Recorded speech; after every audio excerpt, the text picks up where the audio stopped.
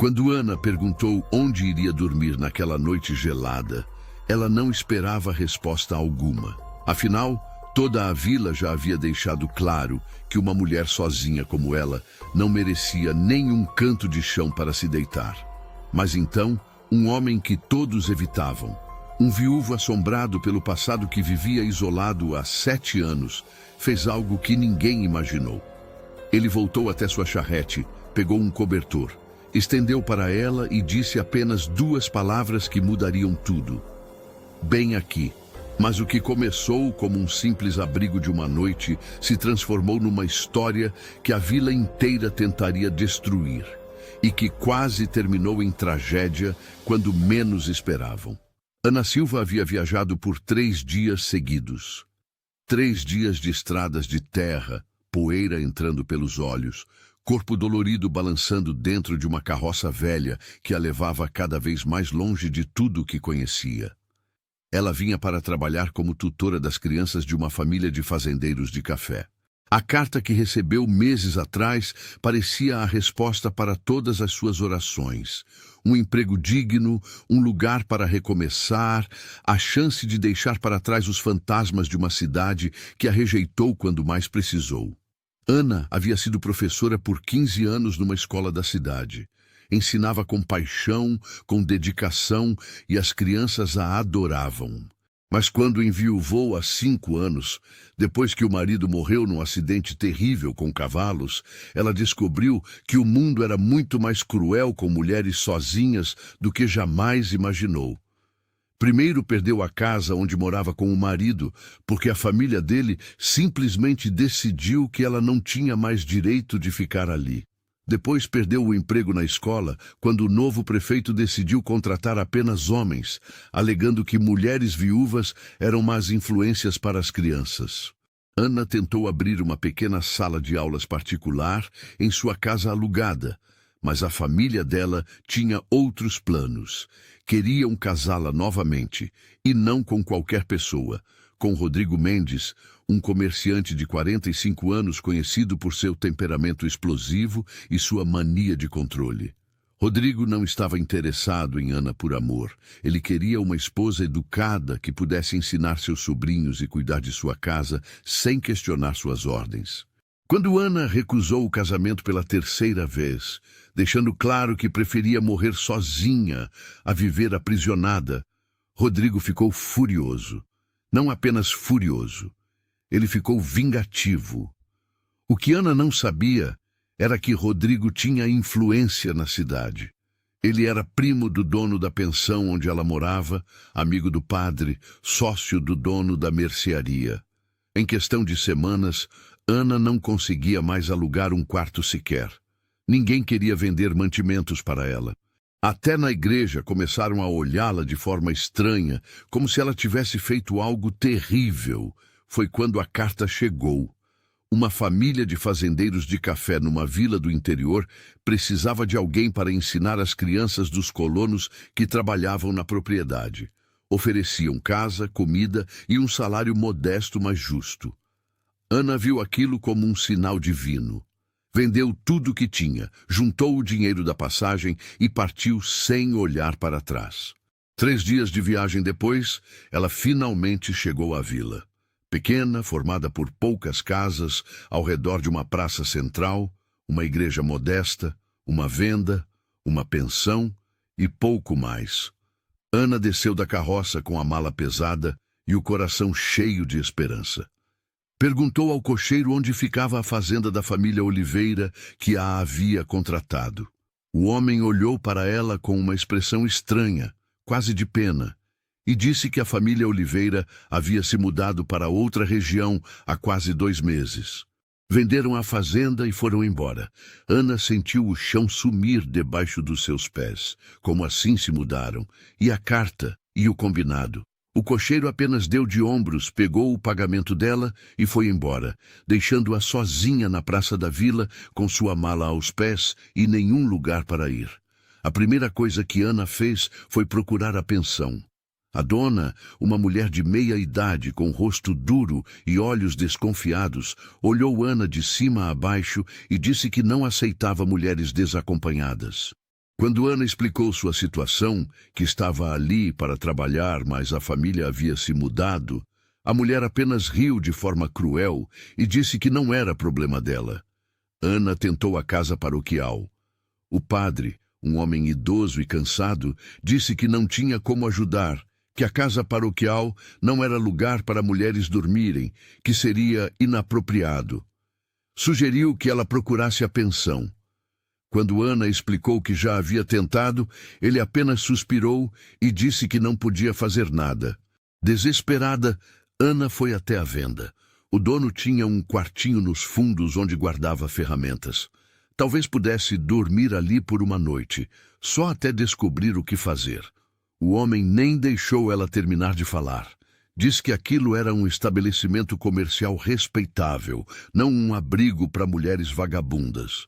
Ana sentiu as lágrimas queimarem seus olhos, mas não deixou cair nenhuma. Não ali, não na frente daquele homem cruel. O sol estava começando a se pôr. O frio do inverno começava a apertar. Ana olhou ao redor da pequena praça e percebeu que não tinha para onde ir. Literalmente, nenhum lugar. Ela caminhou até a igreja, sentou-se na soleira de pedra fria, abraçou sua mala como se fosse um escudo contra o mundo e, pela primeira vez em anos, permitiu-se sentir o peso total de sua solidão.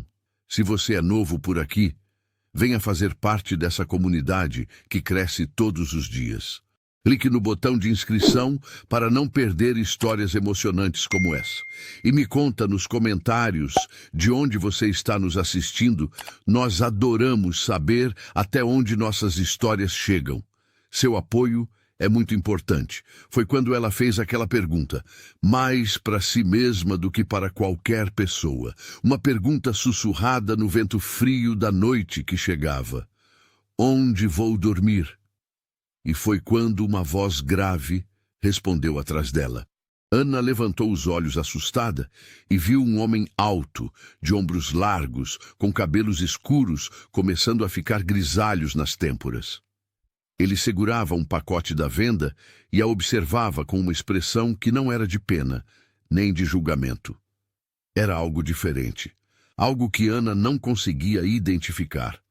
O homem não disse nada por um momento longo, apenas a olhou com aqueles olhos cinzentos que pareciam carregar o peso do mundo. Então, sem uma palavra, ele virou as costas e caminhou até uma charrete velha, estacionada do outro lado da praça. Ana pensou que ele havia simplesmente ido embora, como todos os outros. Mas então ele voltou. Nas mãos trazia um cobertor grosso de lã. Estendeu para ela e disse com uma voz rouca, como se não fosse usada com frequência. Bem aqui. E apontou para o assento ao lado dele na charrete. Tem um quarto vazio na fazenda. Não é muito, mas é limpo e quente. A senhora pode ficar esta noite. Amanhã vemos o que fazer. O que Pedro Almeida não sabia era que aquela decisão simples, tomada num impulso de compaixão, que ele pensava ter morrido dentro dele há anos, iria mudar tudo. E o que Ana não imaginava era que aquele homem silencioso e triste guardava uma história de dor tão profunda quanto a dela. Ana olhou para aquele homem estranho por um longo momento. Tudo na sua vida havia lhe ensinado a desconfiar de ofertas que pareciam boas demais para ser verdade. Mas havia algo nos olhos dele. Uma tristeza profunda que ela reconhecia porque via a mesma tristeza refletida no espelho todos os dias. Não era o olhar de um homem que queria se aproveitar de uma mulher desesperada. Era o olhar de alguém que entendia o que era estar perdido no mundo. Ana pegou o cobertor com mãos trêmulas, agradeceu com a voz embargada e subiu na charrete ao lado dele. Pedro não falou nada durante o trajeto. Apenas guiou o cavalo pela estrada de terra que saía da vila em direção às colinas. A fazenda ficava a cerca de meia hora de distância. E conforme se afastavam das últimas casas, Ana sentiu uma mistura estranha de medo e alívio. Medo porque estava indo para um lugar desconhecido com um homem que não conhecia. Alívio, porque pelo menos naquela noite não dormiria ao relento. A fazenda de Pedro era maior do que Ana esperava. Uma casa principal de madeira com varanda ampla, um celeiro grande, estábulos e algumas casas menores onde moravam os empregados. Tudo bem cuidado, mas havia uma atmosfera de silêncio pesado sobre o lugar, como se a propriedade inteira estivesse em luto permanente. Pedro parou a charrete em frente à casa principal e desceu sem dizer nada. Pegou a mala de Ana como se não pesasse nada e acenou para que ela o seguisse. Dentro da casa era simples, mas limpo. Uma sala de estar com lareira, uma cozinha ampla e um corredor que levava aos quartos. Pedro acendeu um lampião e mostrou um quarto pequeno, mas aconchegante. Tinha uma cama de solteiro com colcha limpa, uma cômoda velha e uma janela que dava para os campos. Este era o quarto do meu filho. Pedro disse com voz neutra, como se estivesse falando sobre o clima. Pode usar. Tem água no jarro ali. Banheiro é nos fundos da casa. Vou preparar algo para comermos. Ana ficou parada no meio do quarto, ainda processando aquelas palavras. Era o quarto do filho dele, passado. O menino não estava mais ali. Ela entendeu sem precisar perguntar. Lavou o rosto e as mãos na bacia, tentou arrumar o cabelo que estava uma bagunça depois de 3 dias de viagem, e foi até a cozinha. Pedro estava fritando ovos e aquecendo pão. Eles comeram em silêncio quase completo. Ana, porque estava exausta demais para conversar. Pedro, porque claramente não era homem de muitas palavras. Depois da refeição simples, mas satisfatória, Pedro disse que ela poderia descansar, que no dia seguinte conversariam sobre o que fazer. Ana agradeceu novamente e foi para o quarto.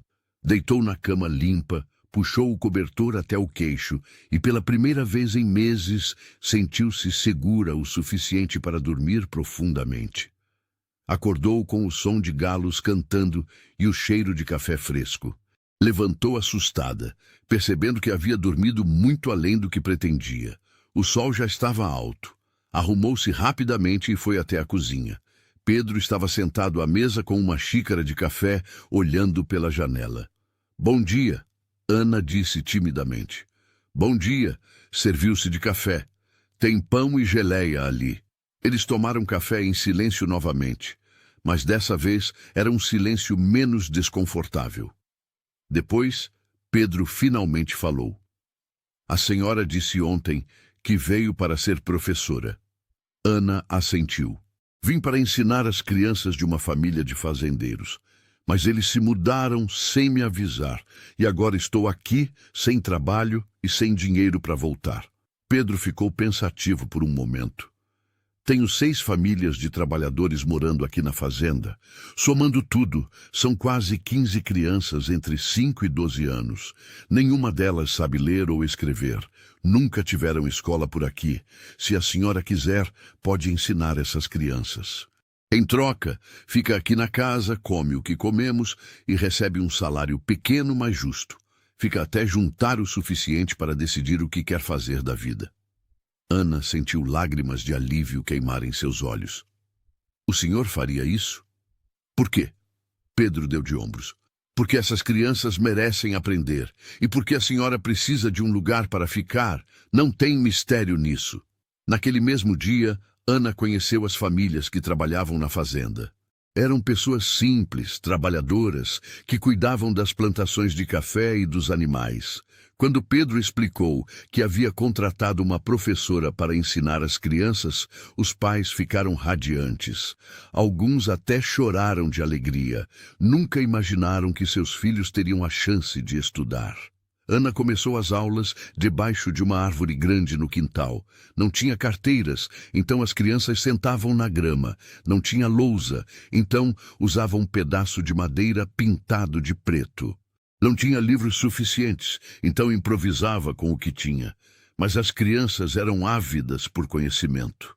Absorviam cada palavra, cada letra, cada número como se fossem tesouros preciosos. E Ana, pela primeira vez em anos, sentiu que sua vida tinha propósito novamente.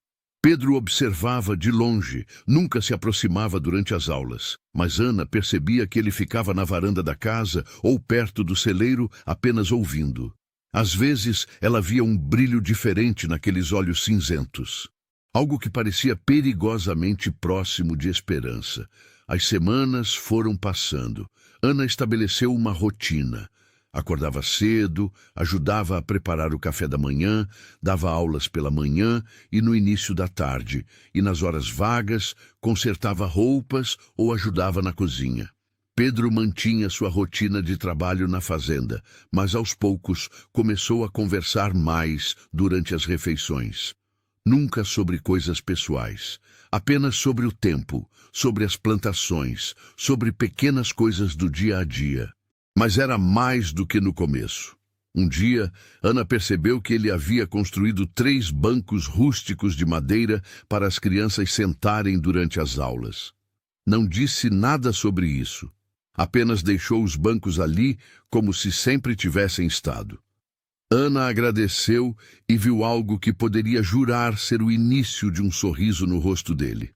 Outra vez, ela encontrou uma lousa de verdade apoiada na árvore onde dava aulas. Era velha e tinha rachaduras, mas era infinitamente melhor do que o pedaço de madeira pintado. Pedro disse apenas que havia encontrado no celeiro e que não servia para mais nada mesmo. Mas Ana sabia que aquilo era mentira gentil. Ele havia comprado aquela lousa na vila. Estava cuidando dela do único jeito que sabia, em silêncio, através de pequenos gestos. Porém, a paz frágil que estavam construindo não passaria despercebida. A vila era pequena demais para guardar segredos. E logo, muito logo, aquela paz seria ameaçada de uma forma que nenhum deles esperava. A primeira vez que Ana precisou ir à vila, depois de estar morando na fazenda de Pedro, foi 2 semanas depois. Ela precisava comprar linha e agulhas para consertar as roupas das crianças. Pedro ofereceu levá-la na charrete, mas Ana disse que preferia caminhar. Precisava de ar fresco e tempo para pensar. O que ela não esperava era a recepção que receberia. Quando entrou na venda, as conversas pararam. As 3 mulheres que estavam comprando mantimentos viraram para olhá-la com expressões que variavam entre choque e desaprovação. O dono da venda, o mesmo que havia sido cruel com ela semanas atrás, atendeu-a com frieza cortante. Ana comprou o que precisava rapidamente e saiu, mas pôde sentir os olhares queimando suas costas e ouvir os sussurros começando antes mesmo de ela atravessar a porta. Aquela noite, durante o jantar, Ana mencionou o acontecido para Pedro. Ele mal reagiu, apenas continuou comendo sua sopa. Estavam comentando sobre mim na vila, Ana disse. Sobre nós, sobre eu estar morando aqui. Pedro levantou os olhos para ela. E o que estavam dizendo? Ana hesitou. Que não é apropriado. Uma mulher solteira morando na casa de um homem solteiro. Que é escandaloso. Pedro voltou a comer sua sopa. Deixe falarem. Mas e se isso causar problemas para o senhor? Eu poderia tentar encontrar outro lugar. Pedro largou a colher com mais força do que o necessário. A senhora tem outro lugar? Ana ficou em silêncio. Então pare de se preocupar com o que pensam. Esta é minha casa. Decido quem fica nela. E não devo satisfação a ninguém. A firmeza na voz dele trouxe um conforto estranho para Ana. Mas ela sabia que as fofocas de vila pequena podiam ser mais destrutivas do que qualquer tempestade. E ela estava certa. Nas semanas seguintes, a situação piorou. O padre apareceu na fazenda uma tarde, com sua expressão de preocupação piedosa, que mal escondia o julgamento. Disse que estava ali por dever cristão, para lembrar Pedro das aparências e da moral. Pedro ouviu tudo em silêncio, e então disse apenas uma frase. Padre, quando o senhor ofereceu abrigo para a professora Ana naquela noite fria, lembro que sua resposta foi que a casa paroquial não era lugar apropriado para mulheres. Então me parece que sua preocupação com moral é bem seletiva. O padre saiu indignado. A dona da pensão começou a espalhar histórias cada vez mais absurdas, que Ana estava se aproveitando de um homem viúvo e vulnerável, que ela havia planejado tudo desde o começo, que era uma mulher de moral duvidosa que enganou uma família para conseguir chegar à vila. Algumas mães até começaram a questionar se deveriam continuar mandando os filhos para as aulas com Ana. Mas algo inesperado aconteceu. Os pais das crianças, as famílias que trabalhavam na fazenda de Pedro, saíram em defesa de Ana. Disseram que ela era uma professora dedicada e respeitosa, que seus filhos estavam aprendendo coisas que jamais imaginariam poder aprender, que ela tratava as crianças com carinho e paciência, e que se a vila tinha problema com uma mulher honesta trabalhando honestamente, então o problema estava na vila, não na professora. Isso criou uma divisão na pequena comunidade. De um lado, os moradores da vila com suas certezas rígidas sobre moral e propriedade. Do outro, as famílias da fazenda e alguns poucos que conseguiam ver além das aparências. Ana tentava ignorar tudo isso e focar no seu trabalho, mas era difícil.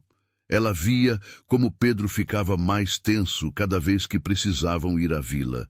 Via como ele cerrava a mandíbula quando passavam por grupos de pessoas que paravam de conversar para olhá-los com desaprovação. Uma noite, depois de um dia particularmente difícil, Ana estava sentada na varanda da casa olhando as estrelas. Pedro saiu e sentou ao seu lado. Pela primeira vez, ela percebeu como ele parecia cansado. "Lamento por tudo isso", Ana disse baixinho, "por causar problemas para o senhor." Pedro ficou em silêncio por um longo momento. Então começou a falar. E Ana percebeu que aquela seria a primeira vez que ele realmente compartilharia algo pessoal. "Perdi minha esposa e meu filho há 7 anos. Pedro disse com voz rouca. "Febre amarela, levou os 2 em menos de uma semana. Meu filho tinha apenas 6 anos. Depois disso, continuei tocando a fazenda porque era tudo que sabia fazer. Mas era só isso. Existir, não viver. Há 4 anos, concordei em levar uma família de colonos até outra região. Estrada era ruim, mas eu conhecia bem o caminho. Só que numa ponte velha, algo assustou os cavalos. A carroça tombou. O pai da família morreu na hora. A mãe e as crianças sobreviveram, mas ficaram feridas. Eu saí ileso." Ele parou, e Ana viu suas mãos tremerem levemente. "Desde então, me fechei completamente. Parei de ir à vila a não ser quando extremamente necessário. Parei de conversar com as pessoas. Parei de sentir qualquer coisa. E a vila me deixou em paz, porque decidiram que eu era um coitado digno de pena. Mas sabe o que descobri nessas últimas semanas?" Pedro virou-se para olhar Ana diretamente. "Descobri que prefiro ser julgado por ajudar alguém do que ser deixado em paz por não fazer nada. A senhora trouxe vida de volta para esta casa. As risadas das crianças durante as aulas, o cheiro de comida sendo preparada com cuidado, o som de alguém se movendo pela casa. Esta fazenda estava morta. Agora está começando a respirar novamente. Então, não se desculpe. Nunca se desculpe por isso." Ana sentiu as lágrimas rolarem pelo rosto. "Obrigada." Foi tudo que conseguiu dizer. Pedro assentiu e ficaram ali sentados em silêncio, mas era um silêncio diferente agora. Era o silêncio de 2 pessoas que finalmente entendiam uma a outra. 2 almas feridas que estavam começando, lenta e cuidadosamente, a se curar. Mas eles não sabiam que a tempestade real estava apenas começando e que seria muito pior do que simples fofocas de vila. A chegada de Rodrigo Mendes foi como uma nuvem escura cobrindo o sol. Ana estava dando aula debaixo da árvore, numa manhã ensolarada, quando viu uma charrete desconhecida se aproximando pela estrada. Seu coração disparou antes mesmo de reconhecer o homem que a dirigia. Quando Rodrigo desceu da charrete com aquele sorriso que nunca chegava aos olhos, Ana soube que seus piores pesadelos haviam encontrado o caminho até ali. As crianças perceberam a tensão imediata no corpo da professora e ficaram quietas. Rodrigo caminhou até elas, com passos deliberadamente lentos, saboreando o medo que via nos olhos de Ana. Que cena tocante, ele disse com voz melosa. A professora e seus alunos. Quase parece respeitável. Quase. O que você quer aqui, Rodrigo? Ana conseguiu perguntar, mantendo a voz firme apesar do medo. Vim buscar o que é meu. Você não é de ninguém. Fui muito paciente, Ana. Muito generoso. Dei tempo para você perceber seu erro. Mas fugir assim, sem uma palavra, causando vergonha para minha família, isso não pode ficar sem consequências. Pedro apareceu do celeiro naquele momento, carregando ferramentas. Quando viu o estranho perto de Ana e das crianças, largou tudo e caminhou rapidamente em direção a eles. Quem é o Senhor e o que quer em minha propriedade? A voz de Pedro era baixa, mas carregada de ameaça. Rodrigo virou-se com aquele sorriso falso ainda no rosto. Ah, você deve ser o fazendeiro bondoso que deu abrigo para minha noiva. Que gesto cristão, embora um tanto inadequado, não acha? Ana não é sua noiva. Ana disse entre dentes. Nunca foi e nunca será. Detalhes. Rodrigo deu de ombros. O importante é que seus pais e eu tínhamos um acordo.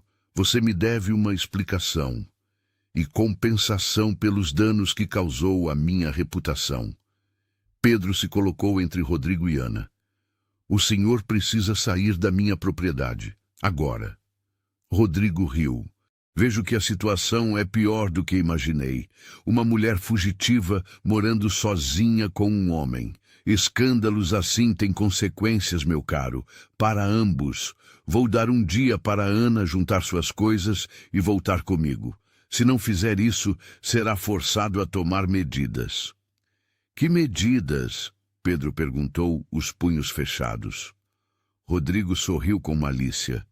Conheço pessoas influentes. Um juiz de paz que pode questionar a propriedade desta fazenda. Um promotor que pode investigar arranjos imorais. Tenho recursos para tornar a vida de vocês dois muito difícil. E vou usar todos eles, se necessário. Rodrigo voltou para sua charrete, mas antes de partir, disse mais uma coisa. Ana, você sempre foi teimosa demais para seu próprio bem, mas teimosia não paga contas, não compra comida e não protege quem você arrasta para seus problemas. Pense nisso. Ele foi embora deixando um silêncio pesado. As crianças estavam assustadas, Ana estava tremendo, Pedro estava furioso. Ele a seguiu quando ela entrou correndo para dentro da casa. Ana estava na sala de estar, caminhando de um lado para o outro, com as mãos nos cabelos. Eu preciso ir embora, ela disse com voz desesperada. Preciso sair daqui antes que ele cumpra as ameaças, antes que cause problemas para o senhor. Você não vai a lugar nenhum, mas ele pode. Ele vai, não me importa. Ana parou de caminhar e olhou para Pedro com lágrimas nos olhos. Como pode não se importar? Ele pode tirar sua fazenda, pode inventar mentiras, pode destruir tudo o que o Senhor construiu. E você acha que vou deixar um homem como aquele intimidar você? Intimidar a nós? Pedro deu um passo em direção a ela. Passei 7 anos deixando o mundo me empurrar para a escuridão. Deixando a culpa me consumir, deixando o medo me paralisar. Não vou fazer isso de novo. Não por ele, não por ninguém. Esta história está mexendo com você? Então, considere apoiar nosso trabalho clicando em Valeu Demais. O botão Valeu Demais é uma forma de contribuir financeiramente para que possamos continuar trazendo histórias que tocam a alma como essa. Seu apoio faz diferença. Mas aquela noite, deitada em seu quarto, Ana não conseguia dormir. Rodrigo não estava blefando. Ela conhecia aquele homem. Ele era capaz de cumprir cada uma daquelas ameaças. E pior, era capaz de inventar coisas ainda piores. No dia seguinte, Rodrigo voltou. Dessa vez, não veio até a fazenda. Ficou na vila, espalhando histórias. Conversou com o padre, com a dona da pensão e com o dono da venda. Disse que Ana havia fugido com dinheiro que ele havia investido em preparativos para o casamento. Que ela era conhecida por enganar homens mais velhos e vulneráveis. Que provavelmente estava fazendo o mesmo com Pedro. As fofocas que já eram ruins ficaram venenosas. Algumas famílias começaram a hesitar em mandar os filhos para as aulas. O padre apareceu novamente, dessa vez mais insistente. Disse que havia recebido informações preocupantes, que talvez fosse melhor para todos se Ana deixasse a região. Pedro o expulsou da fazenda com palavras que um padre provavelmente nunca tinha ouvido antes na vida. Rodrigo, então, foi ao juiz de paz da região. Apresentou documentos falsificados que sugeriam que ele e Ana tinham um compromisso formal. Alegou que ela havia fugido com bens que pertenciam a ele. O juiz, um homem velho e facilmente influenciado, disse que precisaria investigar a situação. Que talvez Ana precisasse voltar até a cidade de onde veio para esclarecer as acusações. Pedro contratou um advogado da cidade maior mais próxima. Mas o advogado foi claro. Casos como aquele podiam se arrastar por meses, e enquanto isso, a reputação de ambos seria destruída. A fazenda poderia ser afetada.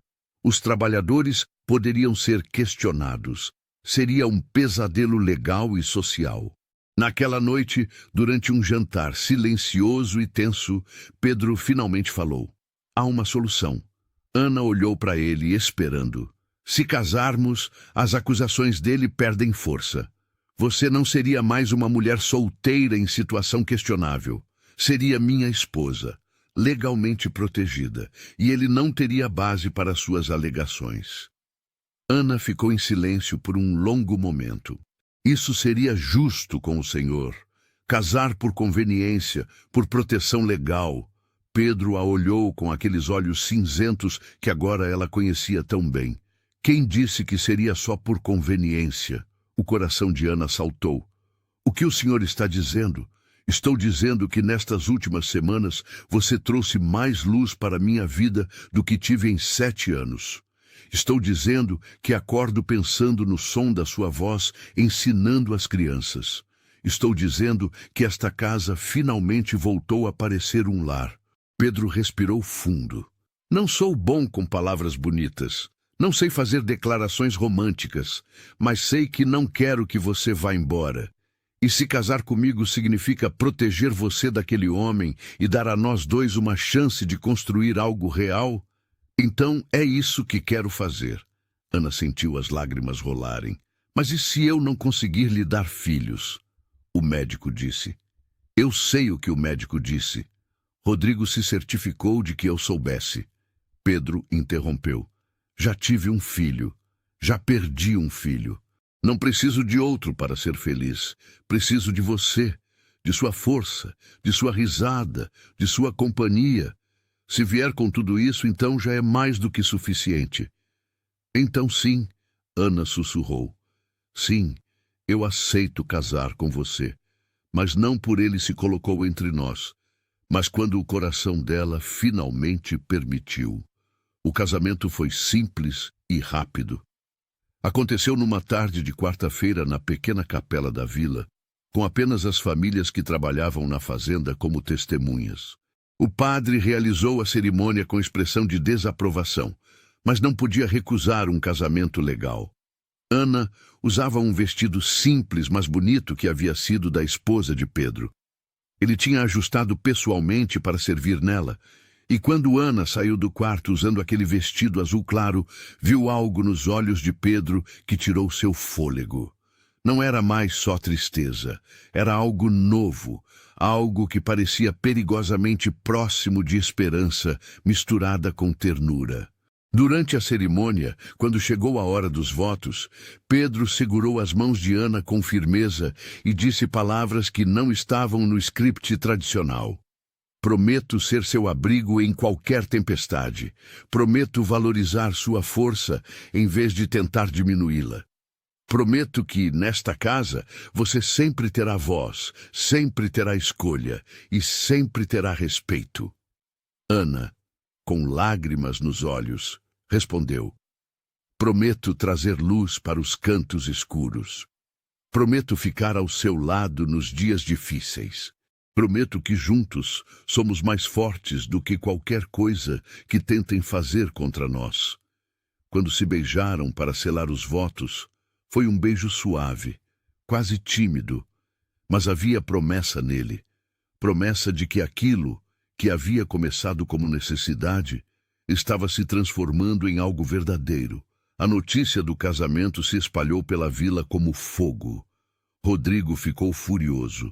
Apareceu na fazenda no dia seguinte gritando acusações.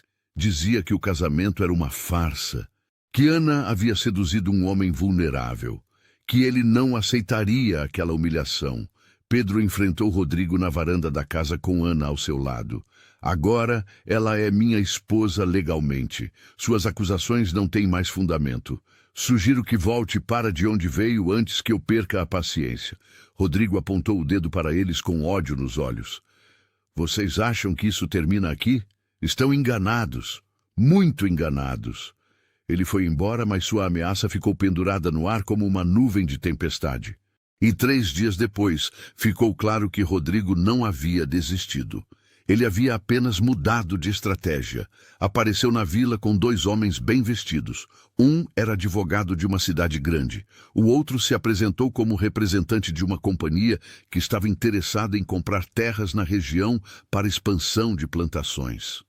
Eles começaram a fazer perguntas sobre a fazenda de Pedro, sobre há quanto tempo ele era dono, sobre documentos de propriedade, sobre dívidas. Pedro descobriu que Rodrigo estava tentando encontrar qualquer brecha legal para questionar a propriedade da fazenda.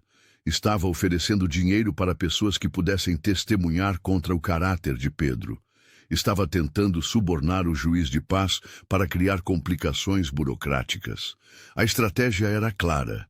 Se não podia ter Ana de volta, destruiria a vida que ela estava construindo. Faria com que eles perdessem tudo. A pressão foi aumentando. O advogado de Pedro disse que, tecnicamente, não havia nada ilegal no que Rodrigo estava fazendo. Ele estava apenas fazendo perguntas, oferecendo comprar propriedades, conversando com pessoas. Nada que pudesse ser provado como assédio ou ameaça direta. Mas todos sabiam o que estava acontecendo.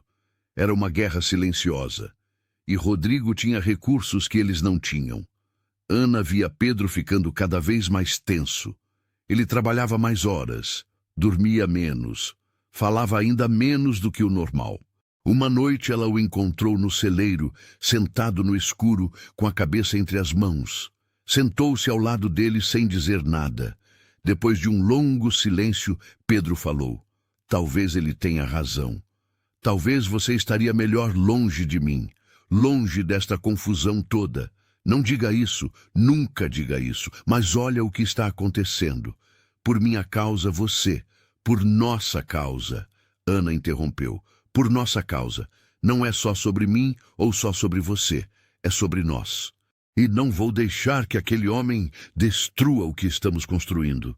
Mas na manhã seguinte, a situação piorou de uma forma que ninguém esperava. Rodrigo conseguiu convencer 3 dos trabalhadores da fazenda a prestarem depoimento ao juiz. Não sobre nada ilegal, mas sobre o comportamento de Ana antes do casamento. Sobre como ela morava na casa de Pedro sem ser casada. Sobre como era inapropriado. Os homens foram pressionados com ameaças veladas sobre suas próprias situações. 2 deles tinham dívidas que Rodrigo ameaçou cobrar imediatamente. O terceiro tinha um filho doente e Rodrigo ofereceu pagar o tratamento em troca do testemunho. Foram colocados numa posição impossível. Quando Pedro descobriu, ficou devastado. Não pela traição, mas porque entendia a posição daqueles homens. Eles tinham famílias para alimentar, filhos para proteger. Não podiam se dar ao luxo de serem heróis. Chamou os 3 e disse que não os julgava, que entendia. Mas pediu que pensassem bem se queriam mesmo ajudar um homem como Rodrigo a destruir algo bom. Os homens saíram cabisbaixos e envergonhados. Naquela noite, Ana e Pedro conversaram seriamente pela primeira vez sobre a possibilidade de vender a fazenda e recomeçar em outro lugar, longe de Rodrigo, longe daquelas complicações. Mas a ideia de desistir, de deixar que ele vencesse, era quase insuportável. Foi quando aconteceu algo que ninguém esperava. Na manhã seguinte, os 3 trabalhadores que haviam concordado em testemunhar contra Pedro apareceram na porta da casa. Mas não estavam sozinhos. Estavam com suas esposas, seus filhos e as outras famílias da fazenda. O mais velho deles falou: "Conversamos durante toda a noite. Nossas mulheres nos fizeram lembrar do que é certo. A senhora Ana ensina nossos filhos com dedicação. O senhor Pedro sempre nos tratou com justiça. Não vamos ajudar aquele homem da cidade a destruir isso. Não importa o que ele ameace fazer." Pedro ficou sem palavras. Ana começou a chorar. As mulheres se aproximaram e abraçaram Ana, dizendo que ela era uma delas agora, que família protege família e que não deixariam que um estranho viesse plantar discórdia entre eles. Aquele foi um momento de virada, mas a guerra ainda não havia terminado. Rodrigo ainda tinha uma carta na manga, e essa carta quase custaria a vida de Pedro. A mudança no tempo foi súbita. Uma frente fria chegou, trazendo chuvas pesadas e temperatura que caiu drasticamente em questão de dias. Pedro trabalhou debaixo da chuva, consertando cercas que haviam caído e garantindo que os animais estivessem protegidos. Ana implorou para ele entrar, se secar, descansar, mas ele disse que o trabalho não podia esperar, que a fazenda dependia daqueles reparos. 3 dias depois, Pedro acordou com febre alta. No começo ele tentou disfarçar, dizendo que era só um resfriado.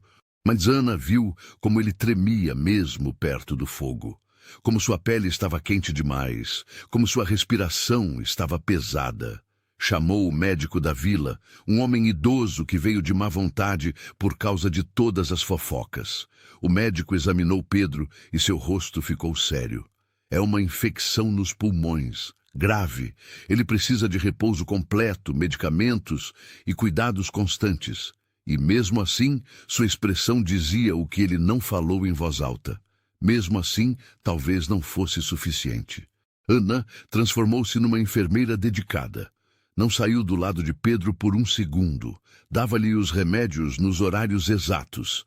Trocava as compressas frias para baixar a febre. Forçava-o a beber água, mesmo quando ele estava delirando demais para reconhecê-la.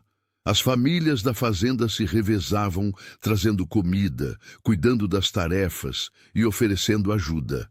Mas era Ana quem estava ali, noite e dia, recusando-se a descansar. No 3º dia de febre alta, Pedro começou a delirar. Chamava pela esposa falecida, pelo filho pequeno. Revivia o acidente da carroça, gritando avisos que chegavam tarde demais. Pedia perdão para pessoas que não estavam mais ali para ouvir. Ana segurava sua mão e falava com ele constantemente. "Você precisa lutar. Precisa voltar para mim. Ainda temos tanto para viver juntos. As crianças precisam ver você construir aquela escola de verdade que prometeu. Eu preciso de você. Por favor, não me deixe." Mas a febre só piorava. O médico voltou no 4º dia e sua expressão era sombria. "Fiz tudo o que pude. Agora é com Deus." Se a febre não quebrar nas próximas 24 horas, ele fez uma pausa significativa. Seria bom chamar um padre. Ana recusou-se a aceitar aquilo. Recusou-se a acreditar que depois de finalmente encontrarem um ao outro, depois de finalmente terem uma chance de serem felizes, tudo terminaria assim. Continuou cuidando de Pedro com uma determinação feroz. Falava com ele sobre o futuro que teriam, sobre a escola que construiriam, sobre os anos que passariam juntos, sobre como ela o amava. E foi a primeira vez que disse aquelas palavras em voz alta. Eu te amo, Pedro. Sei que deveria ter dito antes. Sei que começamos isso por razões práticas. Mas se transformou em algo real. Você se transformou em tudo para mim. Então você não pode me deixar agora. Não quando finalmente admiti isso. Foi na sexta noite, quando Ana estava quase caindo de exaustão, que Pedro abriu os olhos. Pela primeira vez em dias, estavam claros. Ele olhou para ela e sua voz saiu rouca, mas compreensível. Você disse que me ama. Ana começou a chorar de alívio. Disse, e vou continuar dizendo todos os dias pelo resto da nossa vida. A febre havia quebrado. Pedro estava fraco, extremamente fraco, mas o pior havia passado. O médico, quando voltou no dia seguinte, ficou genuinamente surpreso. Não sei como, mas ele conseguiu. Sua esposa deve ter rezado muito. Ana não disse que havia feito muito mais do que rezar. Havia lutado, havia se recusado a desistir. Havia puxado Pedro de volta do abismo com força de vontade pura. A recuperação foi lenta. Pedro ficou de cama por quase 2 semanas. Depois, começou a se levantar por períodos curtos. Depois, conseguiu caminhar até a varanda. Cada pequeno progresso era uma vitória. E durante todo esse tempo, Ana estava ao seu lado. Não como enfermeira agora, mas como esposa, como companheira. Como a mulher que quase o perdeu e que valoriza cada momento que tem com ele. Uma tarde, enquanto Pedro descansava na varanda envolvido em cobertores, Ana sentou ao seu lado e segurou sua mão. Você me deu tanto medo. Pensei que ia perder você. Pedro apertou sua mão fraca, mas firmemente. Você não vai me perder tão fácil. Descobri que tenho motivos para ficar agora. Ele a puxou mais perto. Quando estava na febre, perdia em todos aqueles pesadelos. Via minha esposa, meu filho, as pessoas do acidente. Mas toda vez que começava a me afundar na escuridão, sua voz me puxava de volta. Você me trouxe de volta, Ana. Não Deus, não o médico. Você. E foi isso que me fez perceber algo. Passei anos me punindo por mortes que não pude prevenir. Mas quase morri e deixei você sozinha por puro descuido. Por trabalhar demais, por não me cuidar. E isso sim seria minha culpa. Ana não conseguiu segurar as lágrimas. Você está aqui agora. É o que importa. E quando você ficar completamente bem, vamos construir a vida que planejamos. A escola, o futuro, tudo. Pedro sorriu, e era um sorriso verdadeiro dessa vez. Sem sombras, sem tristeza antiga. Vamos. Mas primeiro, quando eu melhorar completamente, vou ter uma conversa com Rodrigo Mendes. Uma conversa que ele não vai esquecer. Mas eles não sabiam que Rodrigo também havia passado aquelas semanas planejando. E que seu próximo movimento seria o mais desesperado e perigoso de todos. Felizmente o destino tinha outros planos, e às vezes a justiça vem de onde menos se espera. Enquanto Pedro se recuperava, algo estava acontecendo na vila que nenhum deles sabia. Rodrigo havia ficado cada vez mais desesperado e imprudente. Com o casamento legal de Ana e Pedro, suas alegações perderam força. Com as famílias da fazenda se recusando a testemunhar contra eles, sua estratégia de intimidação falhou. E com Pedro sobrevivendo à doença, seu último plano de simplesmente esperar que a situação se resolvesse sozinha também não funcionou. Em sua frustração, Rodrigo começou a cometer erros. Grandes erros. Começou a fazer ameaças mais diretas.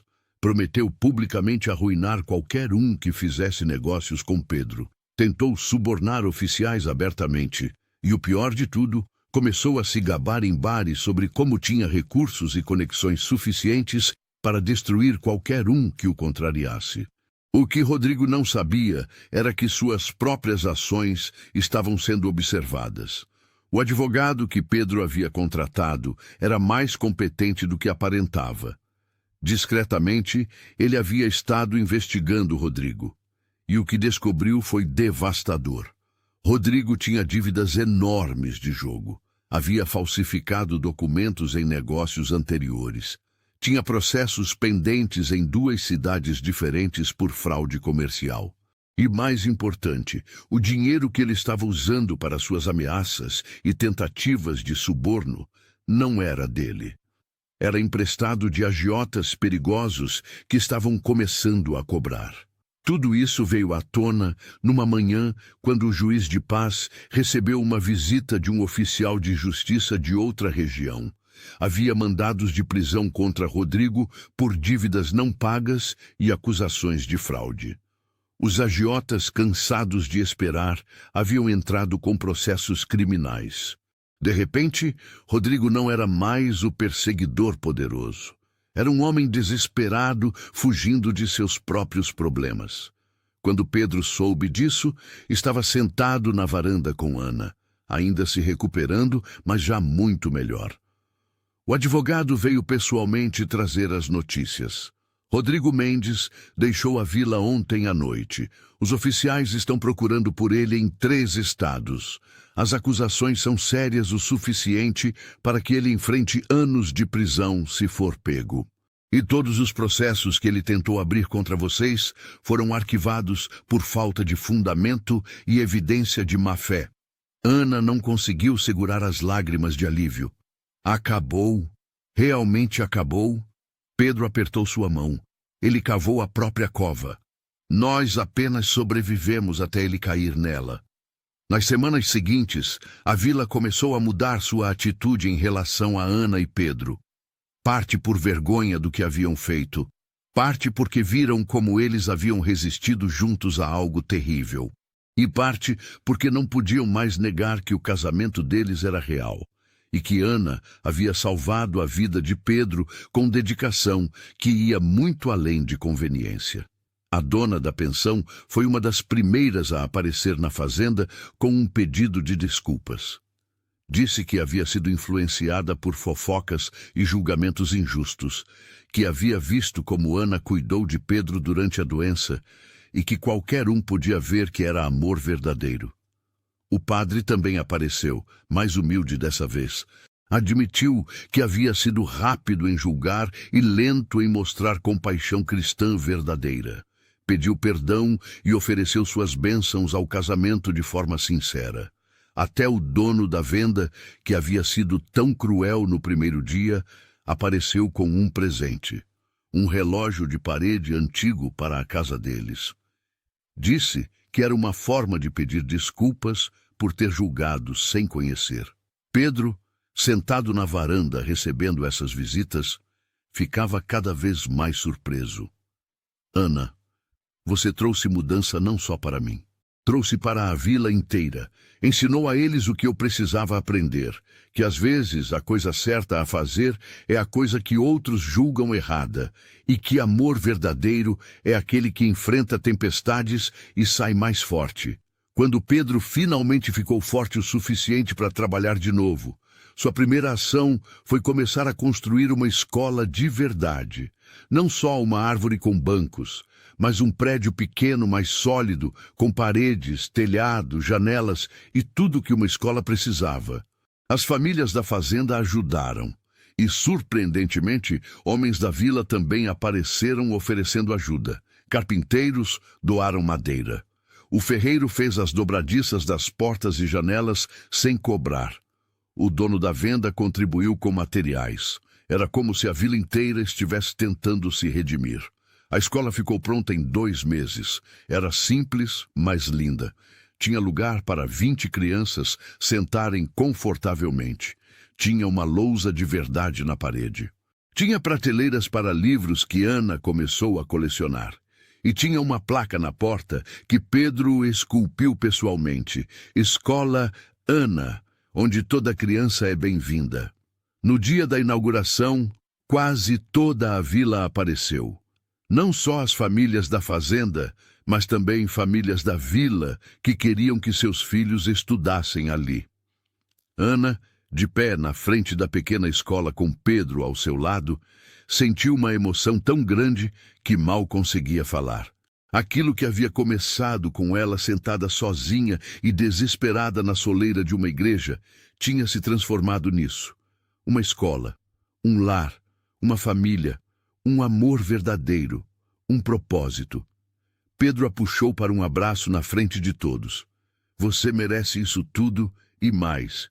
Você transformou desespero em esperança, solidão em comunidade, e transformou meu coração morto em algo que bate de novo. Ana olhou para ele com lágrimas de felicidade. Nós fizemos isso juntos. Bem aqui, Pedro. Bem aqui é onde sempre deveríamos estar.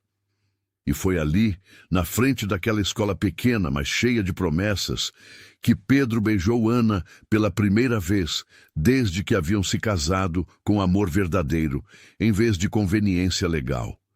E todos que assistiram souberam que aquela era uma história que seria contada por gerações. Os meses que se seguiram trouxeram uma paz que nenhum deles havia conhecido antes. A escola prosperou além de qualquer expectativa. Ana ensinava não só as crianças da fazenda e da vila, mas também começou aulas noturnas para adultos que nunca haviam aprendido a ler e escrever. Homens e mulheres que trabalhavam o dia inteiro vinham à noite, cansados, mas determinados para aprender. Pedro construiu mais bancos para acomodar todos. A fazenda também prosperou, com Pedro finalmente permitindo-se viver em vez de apenas existir. Ele trouxe de volta a energia que havia perdido anos atrás. Fez melhorias, expandiu plantações, tratou seus trabalhadores ainda melhor.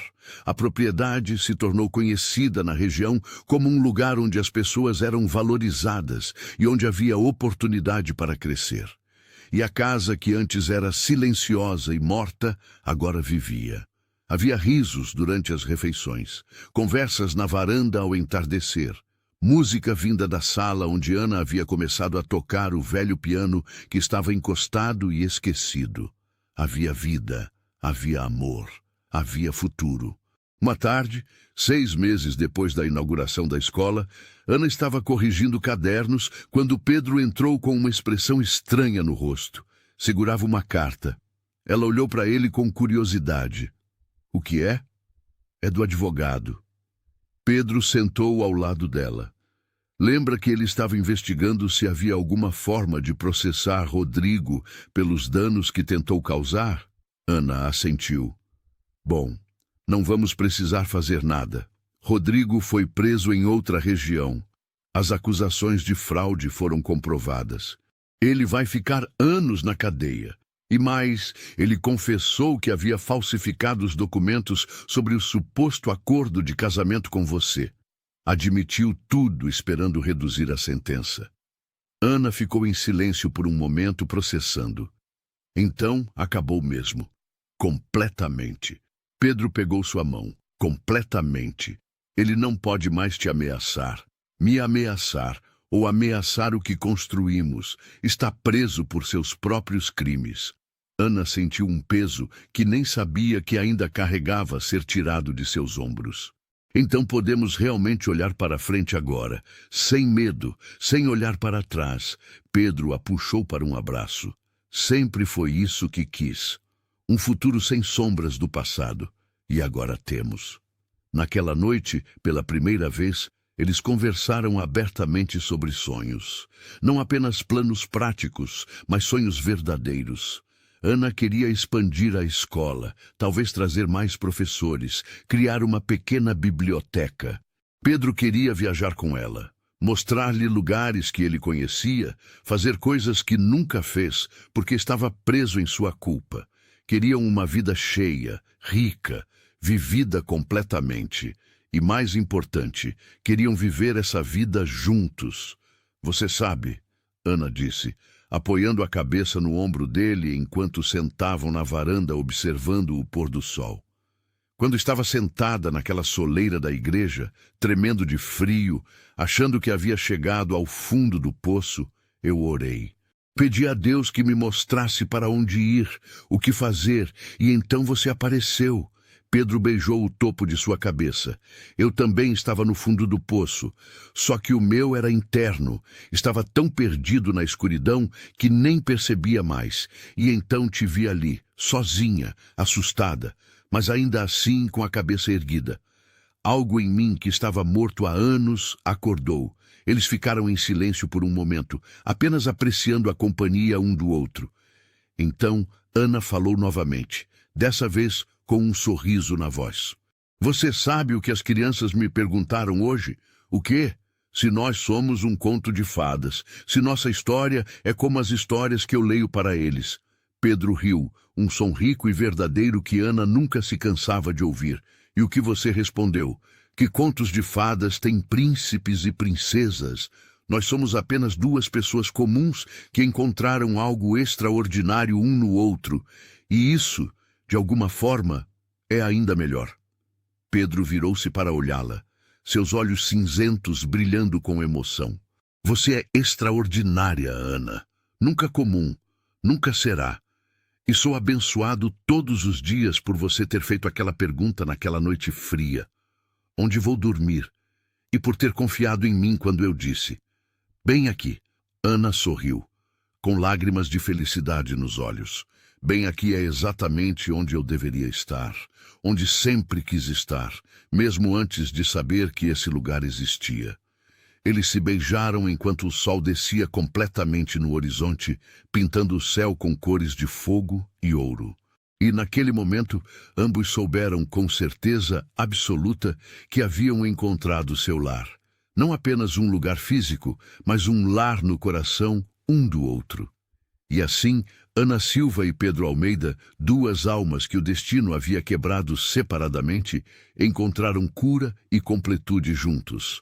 A professora que ninguém quis abrigar encontrou não apenas um teto, mas um lar verdadeiro. O fazendeiro que havia se perdido na culpa e na tristeza encontrou razão para voltar a viver plenamente. A escola que começou debaixo de uma árvore se tornou um farol de conhecimento para toda a região. E a história deles se tornou lenda local, contada e recontada como prova de que mesmo nos momentos mais escuros, quando parece que não há saída, Deus pode estar preparando algo melhor do que jamais imaginaríamos. Porque às vezes, quando perdemos tudo e não sabemos para onde ir, a resposta que precisamos vem de onde menos esperamos. E às vezes, essa resposta é simplesmente: bem aqui. Bem aqui é onde você pertence. Bem aqui é onde sua história realmente começa. Bem aqui é onde dois corações partidos se juntam e se tornam um coração inteiro novamente. E essa, no final, é a mais bela história de todas.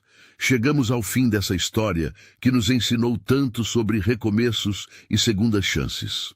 Se você acompanhou até aqui e ainda não faz parte do nosso canal, inscreva-se agora para não perder outras histórias emocionantes como essa. Deixe nos comentários qual parte dessa história mais tocou seu coração. Adoramos ler cada mensagem e saber como essas histórias impactam vocês.